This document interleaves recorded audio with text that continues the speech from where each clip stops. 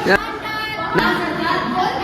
राकेश साहब से कुछ बोलना चाहता है। क्या भौंक रहा है बे? 3 साल से तनख्वाह नहीं मिली है। तेरे बाप ने अभी तक 25,000 रुपए वापस किए नहीं। आगे तनख्वाह मांगो, चल कर। पर मेरे पापा का पैर तो काम में ही नहीं निकल हाँ तो काम में टूटा था ना, मैंने थोड़ी तोड़ दिया था। चल निकल यहाँ से। अबे वो मुंशी के बच्चे, इन्हें डंडे की तोड़ पे दबा के रखा कर। अरे भैया, ये रोड के किनारे जो बिल्डिंग है ये आपकी है? बिल्कुल नहीं जी हमारी। आपको कौन सा फ्लैट दिखाऊं? 2 रूम वाला, 3 रूम वाला, कौन सा? मुझे ये फ्लैट से कोई मतलब नहीं है। आपकी इतनी ऊंची बिल्डिंग होने की वजह से ना तो मेरे छत पे धूप नहीं आती है और ना पानी।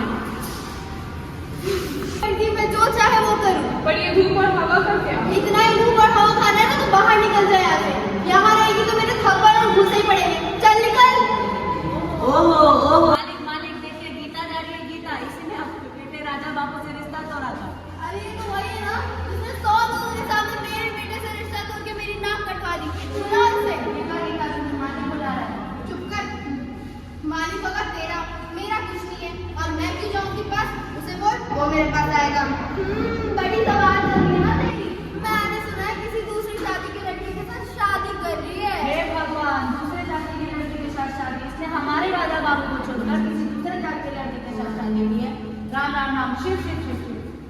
मुझे बस एक बात बता, ऐसा क्या है तेरे राजा बाबू में जो मैं उससे शादी करूं? मैं क्या बताऊं?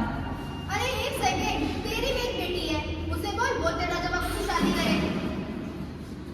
अब क्या हुआ? बोलती क्यों बंद हो गई? जाओ करवाओ शादी। नहीं नहीं नहीं, मैं अपनी बेटी की शादी कभी भी एक नशेड़ी और रंगीली से नहीं करवा सकता। अबे चल हट, अमीरों के भी अपने ही शौक होते हैं। जुआरी और आवारा हुआ तो क्या हुआ? इसकी तरह दूसरी जाति के लड़के के साथ शादी तो नहीं कर रहा। साहब जी, हर एक आदमी के अपने शौक होते हैं और मेरी मर्जी, मैं जिस भी लड़के से शादी करूं, तेरा उसमें आना जाना नहीं होना चाहिए, ठीक है? अबे बहुत देखे हैं तेरे जैसे अंग्रेज। चल। मानवता है धर्म हमारा, मानवता है धर्म हमारा, मानव अधिकार है हक हमारा, मानव अधिकार है हक हमारा। शर्मा जी ने बहुत बड़ा प्रोजेक्ट दिया है, मजदूरों को अभी से काम पे लगाओ वरना काम नहीं खत्म होने वाला। मजदूर कह रहे हैं कि वो काम नहीं कर सकते क्योंकि उन्हें तनख्वाह नहीं मिली है। इन्हें बातों से नहीं हाथों से निपटाओ, जल्दी करो।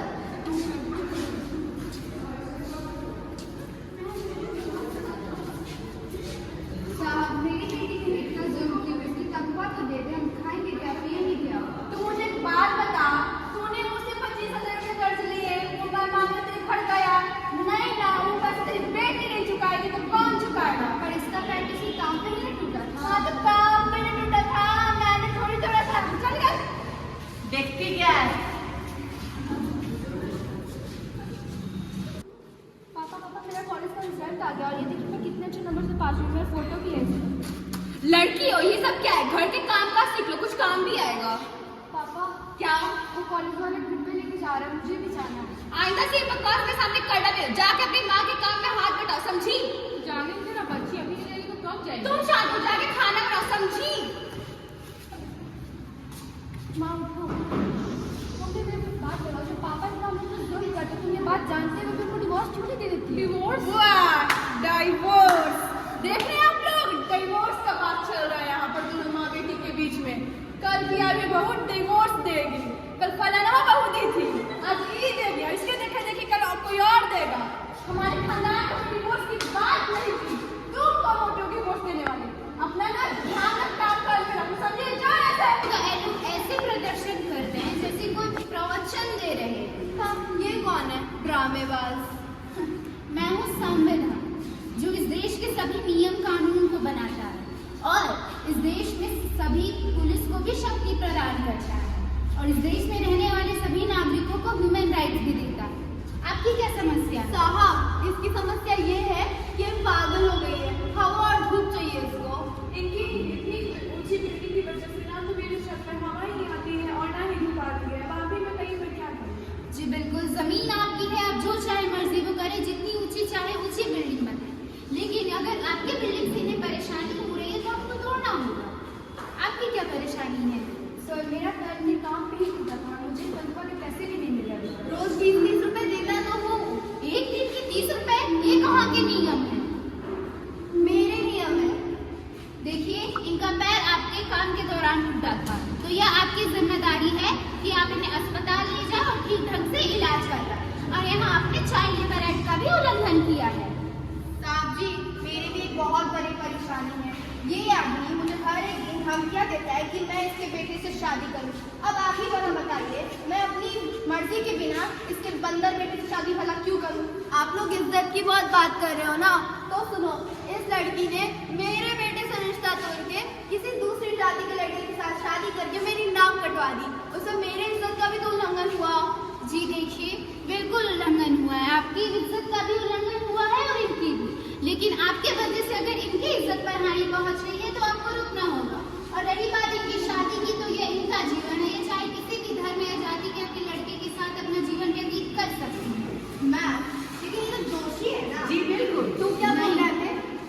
वो कानून का काम है, वह ठहराएंगे कि कौन दोषी है और कौन निर्दोष। तब तक आप सभी अपने अभिमानों और प्रतिक्रिया पर नियंत्रण रखें। तो आपका ये कहना है कि दोषियों के भी ह्यूमन राइट्स होते हैं? जी बिल्कुल, इस देश में चाहे दोषी हो या निर्दोष, सभी के पास ह्यूमन राइट्स है।